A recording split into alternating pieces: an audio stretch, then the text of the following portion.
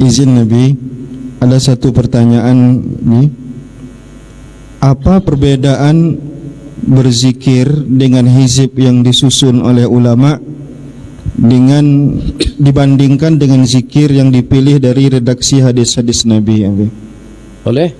Jadi zikir-zikir yang diambil secara acak dari hadis Nabi dengan zikir yang disusun oleh para ulama masyayikh kita, dengan zikir baginda Nabi sallallahu alaihi wasallam. Dia tidak ada bedanya. Kalau kita lihat tadi itu daripada rangkaian zikir yang kita zikirkan bersama, baik dengan permulaannya Fatihah, ayat kursi, amanah Rasul, hizib Imam Nawawi, permulaannya Allahu Akbar, Allahu Akbar, Allahu Akbar, Bismillah, Allahu Akbar, ala nafsi wa ala dini wa ala di. Itu juga diantara daripada zikir yang Nabi kita ajarkan kepada Sayyidina Anas yang tadi itu. Kemudian seumpama dengan hizib Imam Abi Hasan Asy-Syadzili, ya Ali ya Azim ya Halim ya Alim, itu adalah amalan yang diamalkan oleh sahabat Nabi Al-Ala Al-Hadrami, yang kata para sahabat, ajibna lahu hayyan wa mayyita, kami merasa heran dengan beliau pada hidup dan mati. Pada masa hidup pasukan perang diajak untuk menyeberang laut, tentara berkuda menyeberang laut hanya dengan bacaan ya Ali ya Azim ya Alim ya Alim, nyebrang dadadak. Jangankan tenggelam, mati misalnya, tuh satu pun tidak ada yang sampai basah telapak kaki kuda pada tuh menyeberang laut. Itu dengan siapa? Panglima perang Al-Ala Al-Hadrami radhiyallahu anhu. Jadi hizib Imam Abi Hasan Asy-Syadzili dimulai dengan bacaan yang dibaca oleh sahabat. Sahabat dari mana talakinya, dari mana dapat amalan-amalan seperti itu? Ima langsung daripada baginda atau mendapatkan takrir, persetujuan daripada Sayyidina Rasulullah sallallahu alaihi wasallam. Atau supaya lebih mudah kita pahami, azkar al-waridah memang khasiatnya, manfaatnya, keutamanya itu tidak kita ragukan, itu tidak perlu kita ragukan, pasti dan pasti. Tapi sama seperti katakan saja dengan bacaan ayat. Pada waktu kita setelah salat 5 waktu, tidakkah kita tahu seabdal zikir itu adalah baca Quran? Tapi ternyata dengan kita justru dianjurkan untuk kita baca tasbih 33, tahmid 33, takbir 33. Jadi kalau dengan habatus sauda itu adalah obat kepada segala penyakit, begitulah juga dengan zikir dan juga dengan amalan yang Nabi kita ajarkan.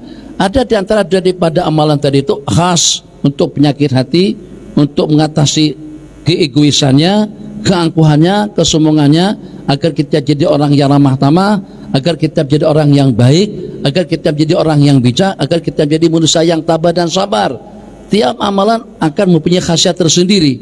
Jadi kalau dengan amalan-amalan daripada Sayyidina Rasulullah SAW itu sangat-sangat ideal kalau kita amalkan ke semuanya, teratasi segala masalah. Tapi masing-masing daripada kita punya hajat dan juga punya kepentingan dan juga punya keperluan tersendiri. Maka dengan ulama fokus, karena kita ini bukan seperti generasi para sahabat. Generasi para sahabat dengan amalan yang manapun, saat ketika mereka amalkan itu jadi. Untuk menangkal daripada racun, Sayyidina Khalid baca bismillah saja. Kita baca kursi pun, baca amanah Rasul, baca surah kapis sampai apit, tetap keracunan juga. Lain, makamnya lain. Jadi karena itu, pertama, tiap yang baik tidak bertentangan dengan hukum, tidak bercanggah dengan syariat, dan juga pada masa yang sama itu daripada amalan-amalan yang diiktibas, yang diambil daripada Al-Quran dan hadis, ulama kita sepakat mengatakan itu tidak mengapa. Karena itu banyaknya amalan-amalan hizib dan juga banyaknya salat dan salam kepada baginda Rasulullah SAW yang tidak pernah Nabi kita ajarkan kepada para sahabat. Ada diantaranya inisiatif rekayasa daripada para sahabat. Sebelum Nabi kita akur, ternyata Nabi kita sudah menceritakan tentang fadilat dan juga tentang khasiatnya. Mungkin besok malam kita lebih tuntas sedikit tentang amalan-amalan sudah dan juga dengan perkara-perkara yang dibid'ahkan oleh sebagian daripada sahabat-sahabat kita. Kesimpulannya, kedua-duanya bagus. Sebab hizib menghizib pun tidak akan luput daripada tiga, ya ima itulah daripada Al-Quran, atau itu daripada hadis-hadis Nabawi, atau dalam rangkaian doa ud'uni astajib lakum. Al-Quran mengatakan ud'uni, mintalah kalian kepadaku. Jadi jangan sampai terlalu penatik, atau jangan penatik ud'uni, baik dengan doa yang warid atau yang tidak, baik secara jamaah, secara kolektif atau juga secara individu, tidak ada larangan. Ud'uni pada waktu kita berdiri, ud'uni pada waktu kita duduk, ud'uni pada waktu kita secara jamaah, ud'uni secara infiradi, bebas. Jadi fleksibel saja dengan jawabannya atau dengan anjuran, perintah untuk kita beramal dengan ayat ud'uni, atau dengan tasbih man sabbahallah salasan wa salasin, siapa yang bertasbih sebanyak 33 kali. Enggak ada batasan di situ. Sabbah apakah nyaring, apakah secara perlahan, apakah secara perorangan atau secara berjamaah, semuanya bergantung kepada keadaan. Jadi kita berlapang dada. Kan salafi enggak mau zikir secara nyaring, secara beramai-ramai, bid'ah dhalalah. Enggak, kita katakan, Nabi kita tidak kata secara sendirian. Nabi kita kata barang siapa bertasbih umum, yang penting kita bertasbih.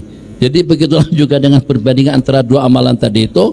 Yang pertama tidak ada larangan, dan amalan yang mereka susun pun tidak luput dan tidak terlepas daripada 3 panduan yang kita sebutkan.